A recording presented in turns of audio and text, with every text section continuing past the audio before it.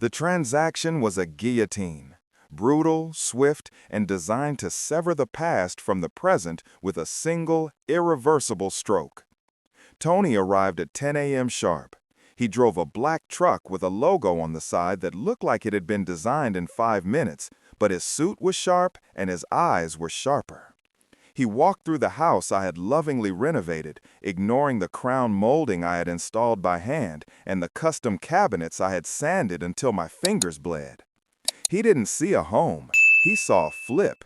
He saw square footage and profit margins.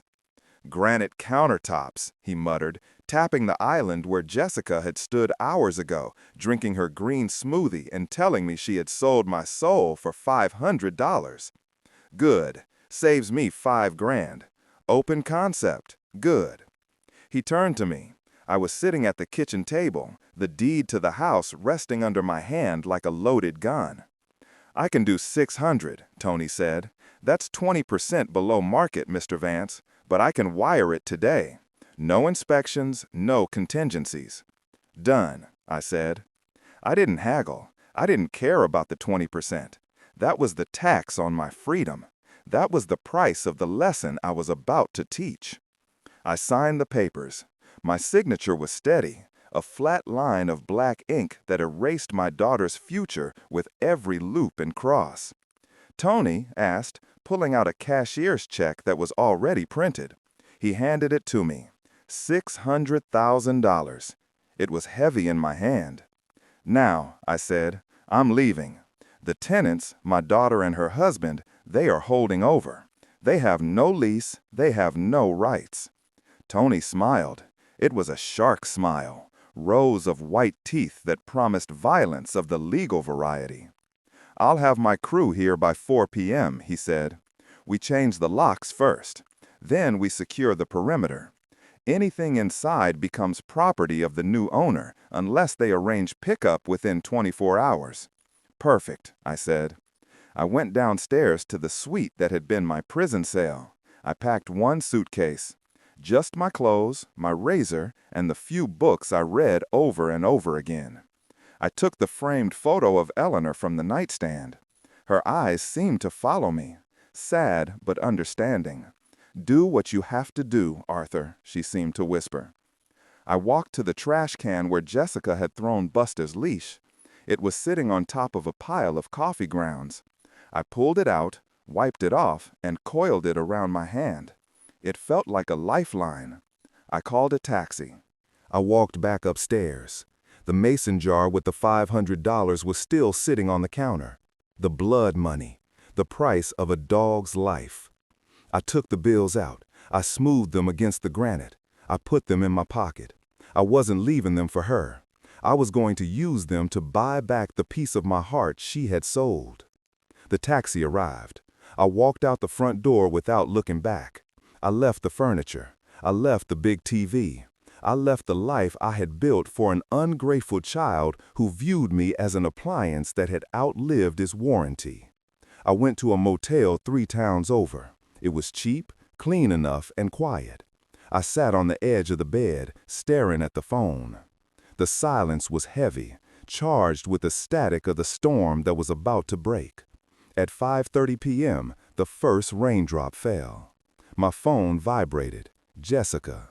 I let it ring. It went to voicemail.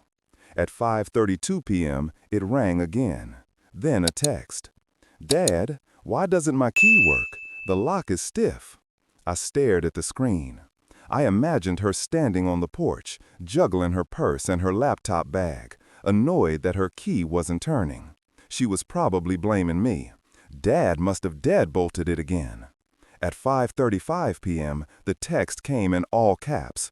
"Dad, open the door. Who are these men in the driveway?" At 5:40 p.m., Mark called. I let it ring. Then Jessica again. Her texts became frantic, a staccato rhythm of panic. "Dad, pick up. There is a man here saying he owns the house. He has a deed. He says we're trespassing. Where are you? This isn't funny." I waited. I let the fear marinate. I let the reality of her situation sink in. She was standing in the cold, locked out of the castle she thought she ruled, realizing that the drawbridge had been pulled up by the old man she kept in the dungeon. At 6 p.m., I picked up the phone on the 10th ring. "Jessica!" she screamed. She was crying. I could hear the wind whipping the phone. I could hear Mark shouting in the background, arguing with someone, Tony's crew, no doubt. "Dad," she wailed, "there are men changing the locks. They're putting our patio furniture on the lawn. They showed me a paper. They say you sold the house." "I did," I said. My voice was calm. It was the voice of a man who had nothing left to lose because everything that mattered had already been taken. She choked on the word. "You can't do that. It's my house." "It was my house, Jessica," I corrected her, my tone devoid of anger, just cold fact. "It was in my trust. You were a guest." "But," she screamed, the sound tearing at her throat, "where am I supposed to go? I have work tomorrow. My clothes are inside. My laptop." "You handled the dog," I said. The silence that followed was absolute. It was the silence of a bomb detonating in a vacuum. I could hear her breathing, sharp, ragged gasps of shock. She whispered, her voice trembling.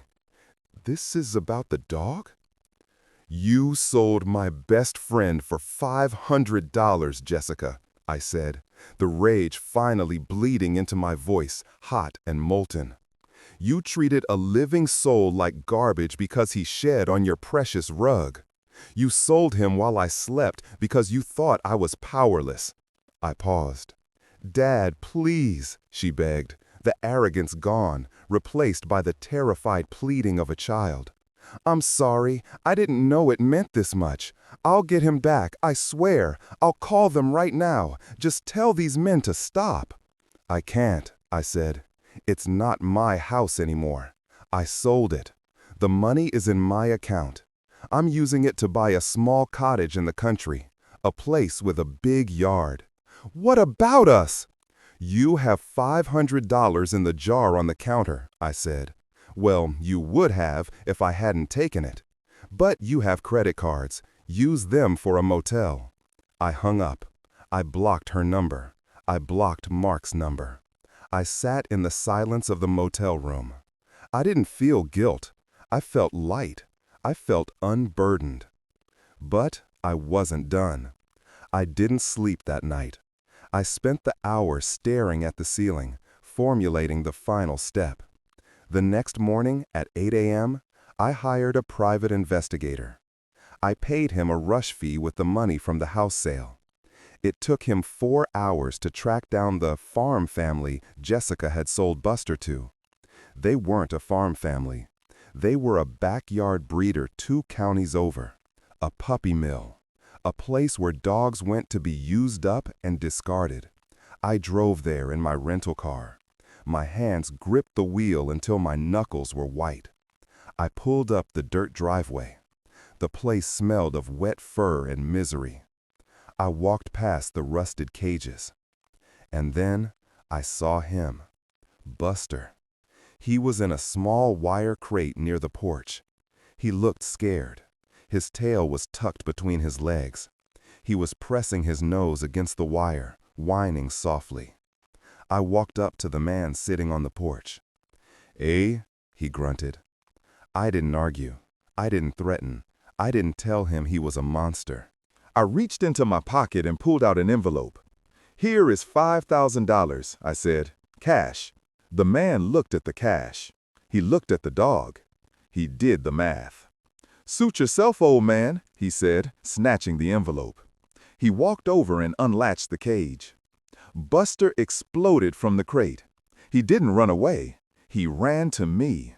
He nearly knocked me over, his paws hitting my chest, his tongue washing the tears off my face. He whimpered, a high-pitched sound of pure joy and relief, pressing his warm, heavy body against my legs. He forgave me instantly. He didn't care about the house. He didn't care about the money. He just wanted me. I drove away with Buster in the passenger seat. his head resting heavily on my lap, his tail thumping a steady rhythm against the door. I had lost a daughter. I had lost the house I built with my own hands. I had burned my life to the ground. But as I looked at the road ahead, leading north to a small cabin by a lake where the water was clear and the air was quiet, I realized I had won the only war that mattered. I had my dignity. I had my peace. And I had my dog. Jessica was sleeping in a Motel 6, wondering how her perfect life had collapsed. I was sleeping with my best friend. The ledger was balanced, and the view from the front seat was beautiful. There is a terrifying clarity that comes when you realize the people you love are not just flawed, but fundamentally rotten. For the next week, I lived two lives. By day, I was the shuffling, vacant-eyed invalid who needed help to find the bathroom. I let Stephen guide me by the elbow, his grip tight and impatient. I let Caroline talk over my head about the upcoming vacancy in the guest wing. Just skip the Tuesday morning dose, Stephen had said on Tuesday night, pouring himself a scotch. Then double it on Thursday. By Friday, his heart rhythm will be erratic. Saturday is the party. Sunday, he goes into a rest. I listened. I recorded. I stored every syllable of their malice in the digital vault of the recorder hidden in my cardigan pocket. But by night, when the house was silent and the traitors were asleep, I was Walter Sterling again. I locked my bedroom door. I pulled my old laptop from the bottom of the linen chest, the one they thought was bricked because the screen flickered. I plugged it in. I uploaded the audio files. I typed emails with fingers that still remembered the rhythm of command. Subject: The Sunday Tapes. 2. Honorable Judge Marcus Keller. Marcus was my oldest friend, the executor of my estate, and a man who believed in the law the way other men believed in God. We had a code. If I ever sent him a file named Sunday, it meant the walls were breaching. He replied within 10 minutes. "I'm weeping, Walter. This is monstrous. I can have a warrant by noon. We can arrest them now." I typed back, the keyboard clicking softly in the dark. "No, arresting them is too easy. They'll claim it was a misunderstanding. They'll hire expensive lawyers with my money. I want them to expose themselves. I want the world to see the rot." We arranged a meeting, Wednesday afternoon. My supervised time in the park to feed the ducks. Stephen dropped me off, leaving me on a bench with a bag of stale bread while he sat in the car scrolling through Instagram. He didn't notice the elderly man in the trench coat sitting on the next bench reading a newspaper. Marcus didn't look at me. He just spoke to the air. "The gala is Saturday," he said quietly. "Caroline invited the entire board, the mayor, the gallery investors. It's not a party, Walter. It's a coronation." "I know," I murmured, tearing a piece of bread. Marcus asked. "Let it be brutal," I said. Saturday arrived with the pomp of a royal wedding. The mansion was transformed. The ballroom, which hadn't been used since my wife's funeral, was draped in silk and filled with white lilies, a flower that always smelled like death to me. Waiters in white jackets moved through the crowd with trays of champagne. A string quartet played Mozart in the corner. Caroline had outdone herself. She was wearing a black velvet gown that cost more than a mid-sized sedan, and around her neck glittered the Star of the East, a diamond necklace I had bought for her mother in 1995. It looked heavy on her. It looked like a yoke. Stephen was preening in a tuxedo, shaking hands, accepting condolences for my declining health before I had even declined. They wheeled me in at 7 p.m. I was the prop, the centerpiece. I sat in my wheelchair in the front row, dressed in a tuxedo that hung loose on my frame. My hands shook in my lap. I stared at the floor, drooling slightly on cue. "Poor Walter," I heard Mrs. Higgins whisper from the second row. "It's a mercy, really," her husband replied. A saint. The irony tasted like copper in my mouth. At 8 p.m., the lights dimmed. A spotlight hit the stage. Caroline walked out, looking radiant and tragic. She tapped the microphone. The room went silent. "Thank you all for coming," she said, her voice trembling with practiced emotion. "Tonight was supposed to be a celebration of my father's 74th birthday. And it is.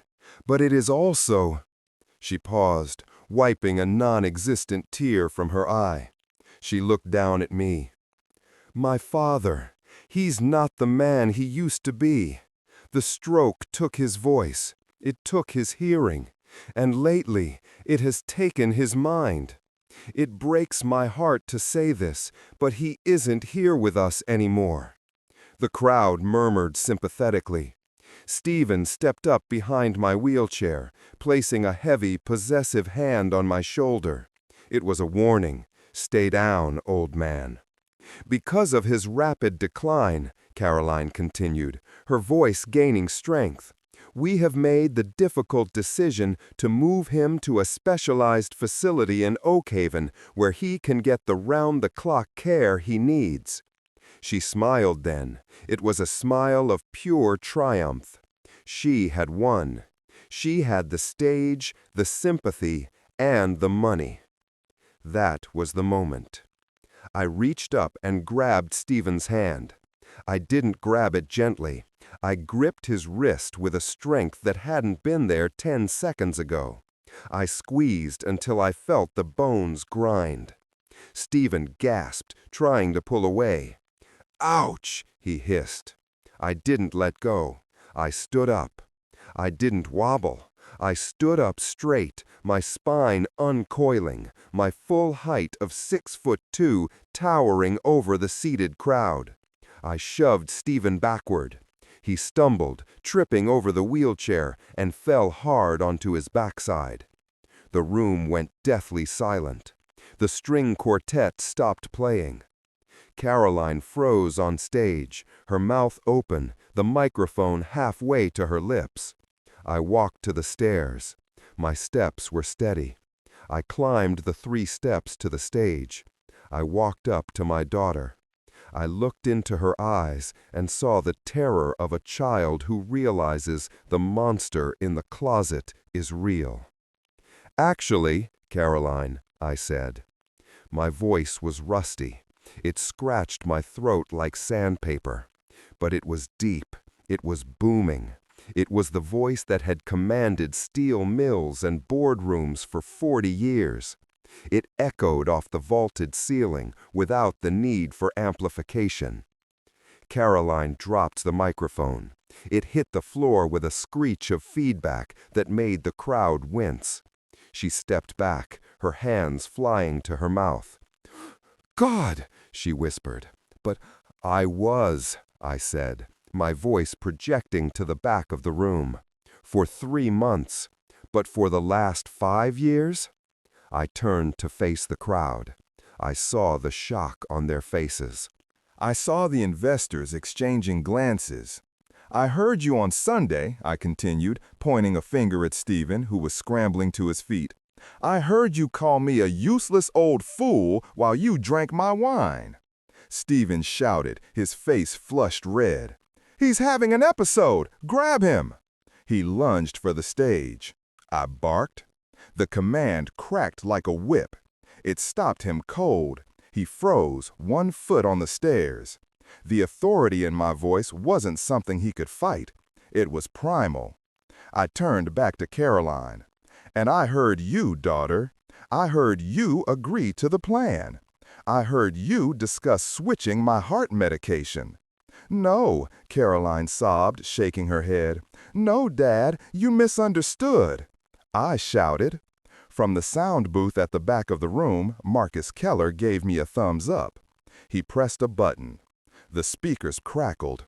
Then, crystal clear, amplified for 300 people to hear, came the sound of silverware scraping on china. Stephen's voice. "If we switch his medication, skip a dose here, double a dose there." Caroline's voice. "It's risky, Steve, but the maintenance on this house is killing us." Stephen's voice. If his heart gives out, well, that's natural causes. We get everything, Caroline. The silence in the ballroom was absolute. It was the silence of a grave. The investors looked at Caroline like she was radioactive. Her friends, the high society elite, recoiled. They heard the cold calculation in her voice. They heard the murder plot. Caroline sank to her knees, burying her face in her hands. The diamond necklace, my wife's necklace, slipped sideways, looking like a noose. The doors to the kitchen swung open. 4 uniformed police officers stepped out. Marcus had arranged it perfectly. They walked up the aisle, their footsteps heavy and ominous. They didn't go to me. They went to Stephen. Stephen Miller, the sergeant said, pulling out cuffs. They marched onto the stage. Caroline looked up, mascara running down her face. "Daddy, please, I didn't mean it." "You signed the waiver," I said coldly. I watched as they handcuffed my daughter. I watched as they led her down the stairs, past the people she had tried so hard to impress. She was screaming now, begging, blaming everyone but herself. I didn't look away. I watched until the heavy doors closed behind them. The party ended. The guests fled, leaving their champagne untouched. The music never started again. An hour later, the house was empty. I sat at the head of the dining table. It was just me. No Stephen, no Carolyn, no lies. The chef, a good man named Henri, who had been crying in the kitchen during the arrest, brought me a plate. It wasn't roast beef. It was a simple turkey sandwich on rye bread with a pickle on the side. My favorite. "For you, sir," Henri whispered. "Thank you, Henri," I said.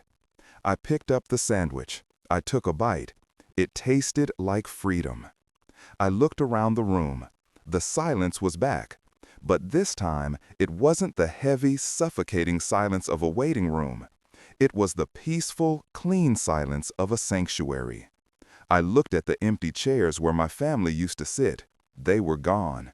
And with them, the poison that had been slowly killing me. I pretended to be deaf to find out who they really were. I had to become a ghost to save my own life. Now the silence isn't heavy, it's light. And for the first time in 5 years, I don't have to listen to a single lie. I took another bite of the sandwich. It was the best meal I had ever tasted.